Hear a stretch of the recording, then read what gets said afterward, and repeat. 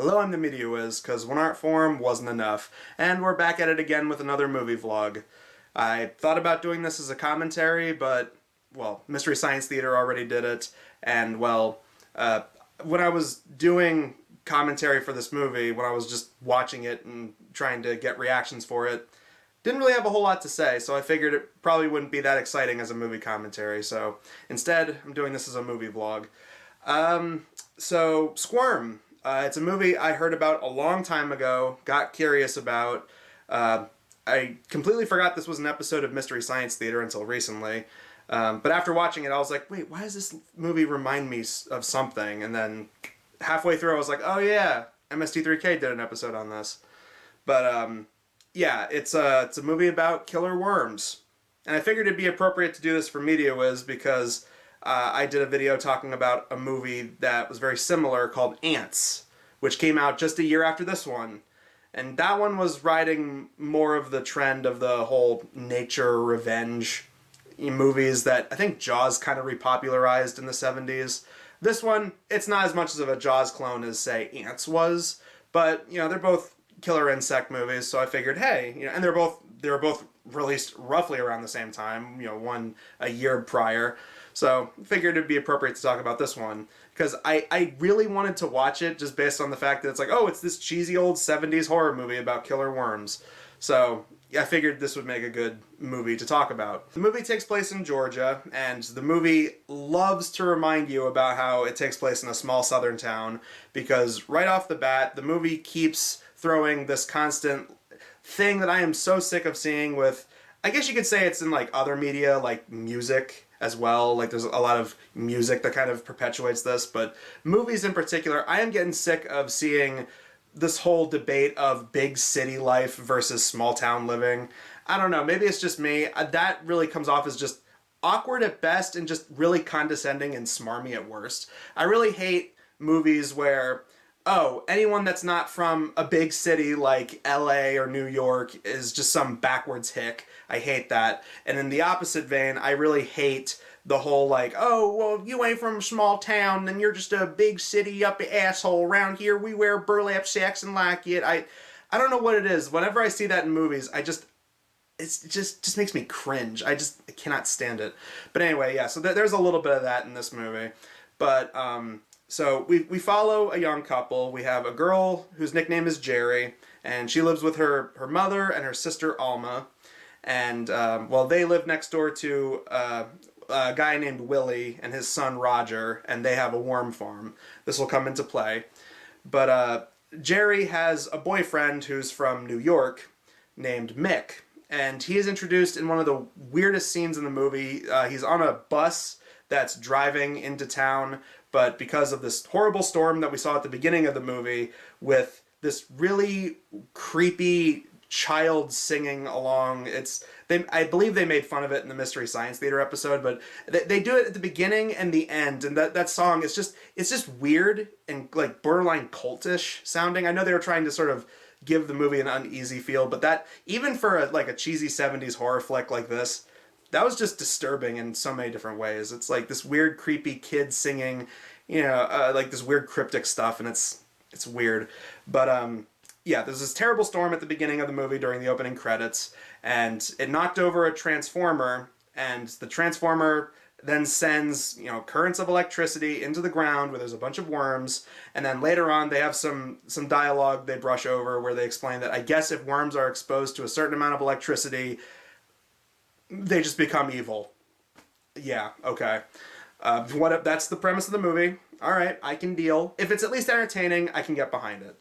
But yeah, so we have Mick who's getting off this bus, and he has a back and forth with the driver who kind of, sort of, not really looks like Ned Beatty a little bit.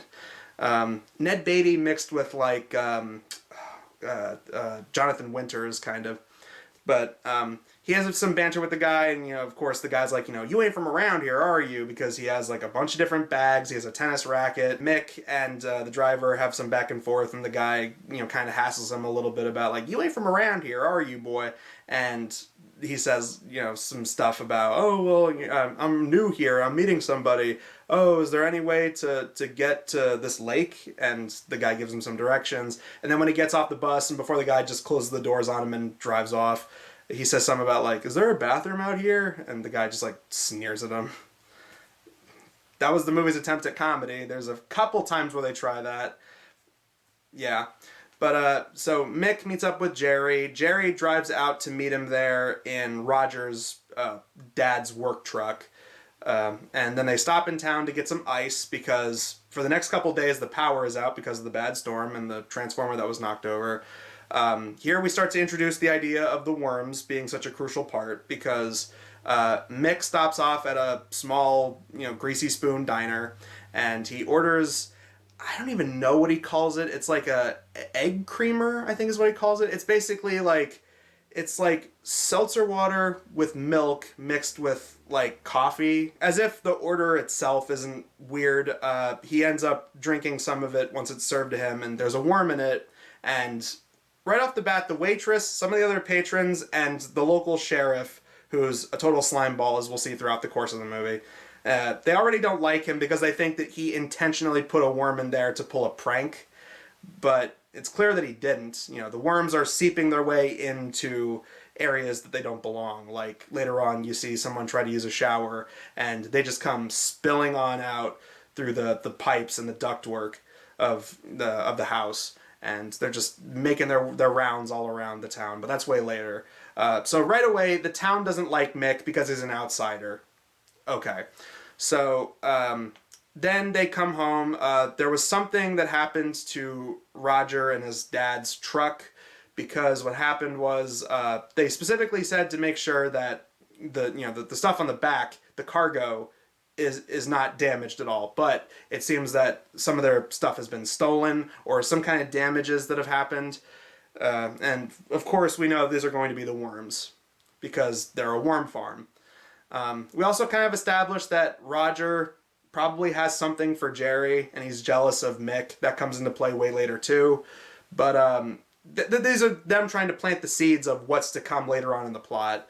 I guess Alma has a thing for Mick. There's a couple scenes where they're talking back and forth and getting to know each other. She seems to like him fine enough.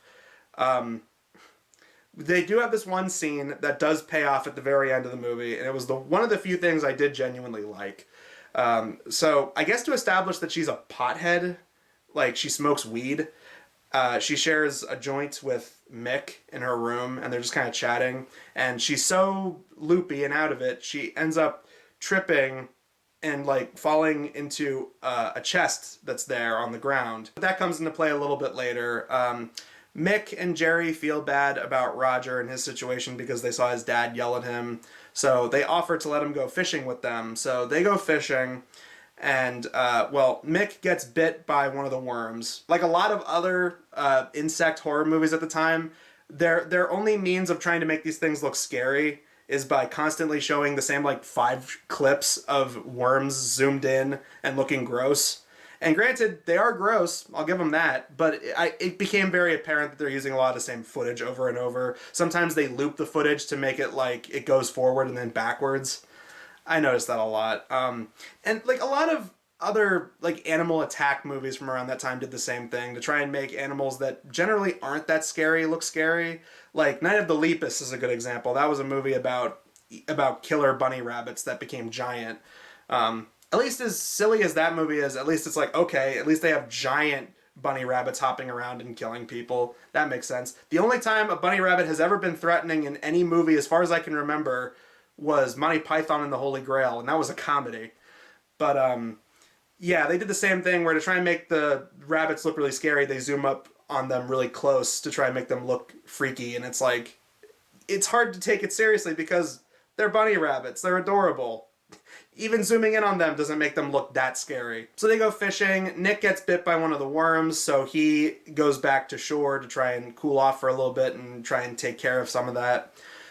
Meanwhile, this is where Roger's character arc, I guess, starts to come into the fray because he just flat out admits that he's jealous of Mick and he tries to force a kiss out of Jerry. She tries to push him away, but he ends up falling, gets a face full of worms, and they both fall into the water, and then once they make it to shore, Roger runs off into the woods, and Jerry says that she went looking for him, but, you know, she couldn't find him, so obviously he's going to come back later.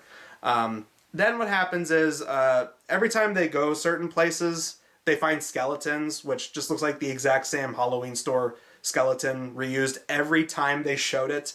Because first they go to someone's house who allegedly has like a bunch of junk for good prices, and Jerry wants to show that to Mick. But they go there, and it seems like nobody is home, and then it turns out that he's dead, and he's like this Halloween store skeleton in the front yard. They bring the sheriff over. The sheriff, who doesn't like Mick, is like, you know, oh, how am I to be sure this is a old man Beasley or whatever his name was. You know, how am I to believe that this is real? How do I know it ain't that city boy up to no good like always? And then it's a lot of this throughout the course of the movie. They end up looking in the back of Roger's dad's truck, and they find another skeleton. And again, it's the same one, the same exact skeleton. Jerry is off doing something. This is, I think, during the fishing scene, and this is when Mick and Alma are interacting with each other. And they look in the back of the truck, and he takes the skull to try and analyze who it might be, even though he doesn't really know anybody that well in this town. But then there's like, I don't even want to say comedy, but there's like a whole thing where he hands the skull to Alma, and they're trying to hide it from the mother a little bit later on when they're talking about how there's a bunch of deaths going on in the town. Because later, even after that, there's a scene where they go looking for... They go back to the house that they found the skeleton at the first time, but then they find Roger's dad dead. He's not a skeleton, but like, you know, he is lying in the ground, and then they like open up his button-down shirt, plaid, lumberjack type shirt, and they find like a bunch of, like a skeleton torso, essentially, with a bunch of worms in it. And again, they try to get the sheriff, who kind of takes the role of like the mayor, who's completely oblivious to what's going on in like Jaws movies and Jaws knockoff movies. But they go to him, and he's having this fling with this young lady at this restaurant, and it's like, well, we're going to be eating our spaghetti here, and this is going to take about 10 to 15 minutes. I'm not going out to see no skeletons. So, yeah, at that point, you know, like, you already don't like the sheriff, who looks like Willem Dafoe, come to think of it. There's a scene where he ends up getting it once the worms finally start attacking the town.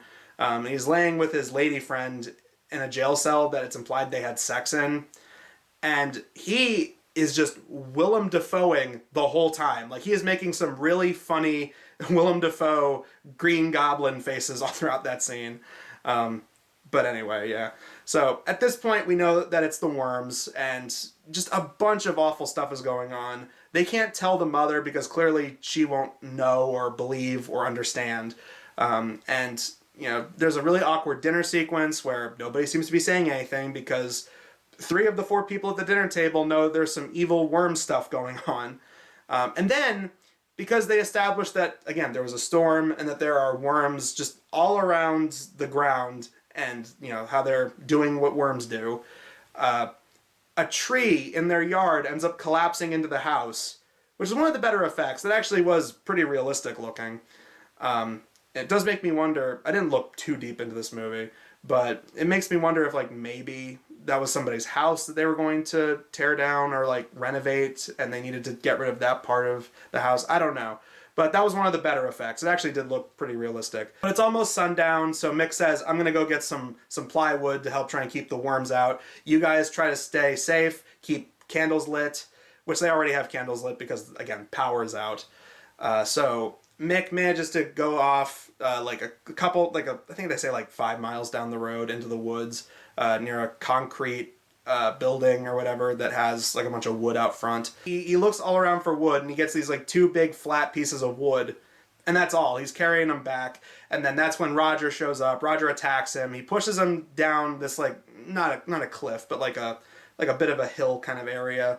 You know, he pushes him from a high distance, and Mick falls to the ground, and he throws the wood, and he throws like some like branches at him. And he's mutilated from the worms in his face, and he's like, you know, it's like, she's not gonna love you, she's gonna call you worm face. Yeah. And it was at that point I realized one of the movie's major problems. It feels like they needed to develop the characters a little bit more. I mean, you have some decent character stuff, I guess, at the beginning, but it feels like they really should have developed Roger having feelings for Jerry a little bit more. And they should have developed sort of a rivalry between the two guys. But again, they just don't. Like, they're good at setting up certain characters and their archetypes, but they really needed to flesh them out more. Meanwhile, because a part of their house has been destroyed, it seems like the mother is just completely like zoned out and lost it. So once worms start creeping out from the ground and just start like attacking the whole house and the whole town, you see quick scenes of townspeople getting attacked. Like, you see the sheriff and his lady friend, and then a few people in the diner who have like candles going, and then they look down and like the entire floor is just like filled to the brim with worms, and they get attacked. This is what I'm talking about. I feel like they should have developed these characters more. Like, develop some of these townspeople so that we actually get a bit of an impact when they die. We have a little bit more feeling for them. You know, it should be like, oh no, I don't want to see that character die, but we don't really know that much about these people. You know, and we only know so much about our main characters anyway.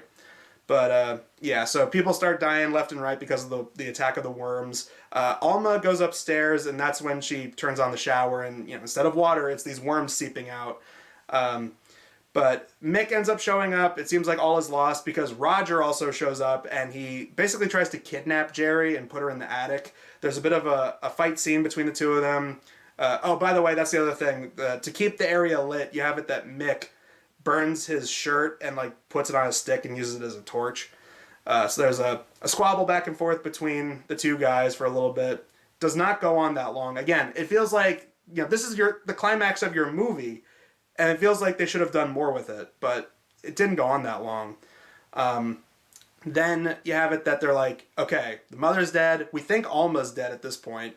So the two of them climb into a tree to try and stay safe, and they have to sleep in that tree for the night. And it was at that point I was like, wait a minute, how do they know that that tree is going to be stable? Because if we're to believe that, oh, the worms were conspiring to knock down the tree that collapsed into the house so that way they have easy access into the house at night, how, like, that just felt so bizarre. It's like, wait a minute, if we're to believe that these worms knocked down a tree, then what's to say that they're not going to knock down the tree that they're trying to stay safe in?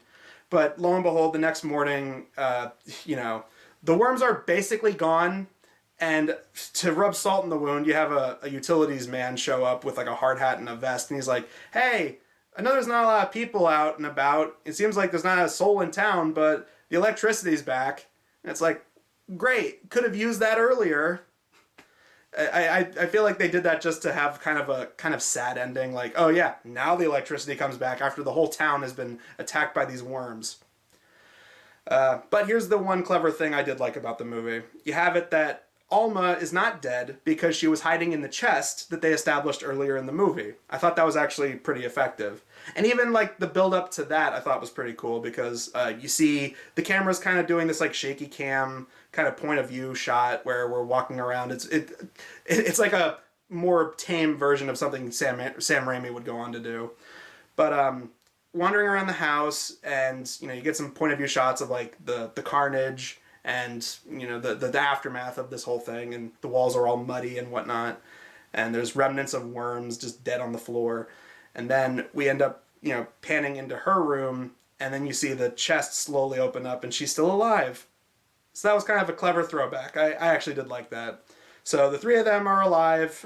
They get into the car and drive off into the, you know, to the morning sun.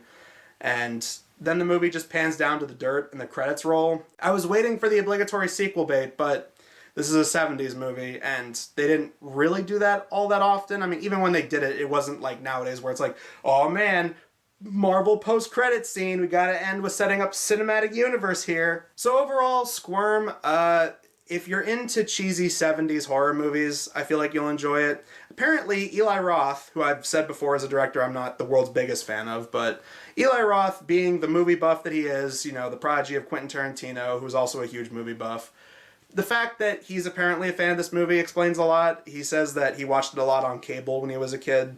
So, yeah, clearly there are a lot of people that are aware of this movie's existence. It does seem to be one of these, like, cult classic movies for people that like So Bad They're Good movies or movies that were featured on MST3K. And that's basically what this movie is. I'll say it is an entertaining movie as it goes along. I feel like the last 30 minutes is definitely when the movie picks up. But it has the problem with a lot of 70s movies where you have underdeveloped characters, not a whole lot of character development, and it's very slow for the first half. The first two-thirds are very, very slow. And I feel like that was their way of trying to build suspense, but it just kind of felt like, all right, please, can this... I know it's a movie about worms, but can we please pick up the pace? It's going at a snail's pace, man. But yeah, I mean, if you're used to, cheesy horror movies from the 70s and you get a kick out of watching them just to laugh at them, I feel like this is a pretty good choice. I didn't like it as much as Ants, and I wasn't the world's biggest fan of Ants. I liked it, but I didn't love it. I feel like this is sort of in the same realm, except this one's a lot sillier because it's a movie about killer worms. And the thing is, I kept thinking, if they were to remake this movie, who would I get to make it? And the easy answer is I would get James Gunn or Eli Roth to do it, because that's the kind of movies that they would make. I mean, you look at like James Gunn, he did like Slither, and Eli Roth loves violent, gory movies. So take this like silly, cheesy horror movie from the 70s and redo it and have it be just like this super gruesome, gory kind of movie. Knowing Eli Roth and how, again, I'm not the world's biggest fan of the guy's work, it probably would be filled with annoying characters and dialogue that I hated, but it would kind of be an interesting juxtaposition to take this just like cheesy, pretty quaint by today's standards kind of movie and update it to be as like violent and like take a silly premise like killer worms and really do something with it. But yeah, that's all that really needs to be said about Squirm. If you like bad movies, go for it. I mean, I'm honestly kind of surprised that Brandon Tenold hasn't gotten to this movie yet. It feels like the kind of movie that's perfect for Brandon's cult classic movie reviews. But yeah, I don't know. If you're into cheesy movies like this, you want to have a good laugh at a just dumb, silly horror movie from the 70s, I guess go for it. Other than that, I wouldn't recommend watching it expecting like masterclass cinema. It's certainly not that. But anyway, that does it for this video. Look forward to next time, where I'm going to be doing a bit of a comic book retrospective on a comic from the creator of Invader Zim. But until then, guys, I'm the Media Wiz, because one art form wasn't enough.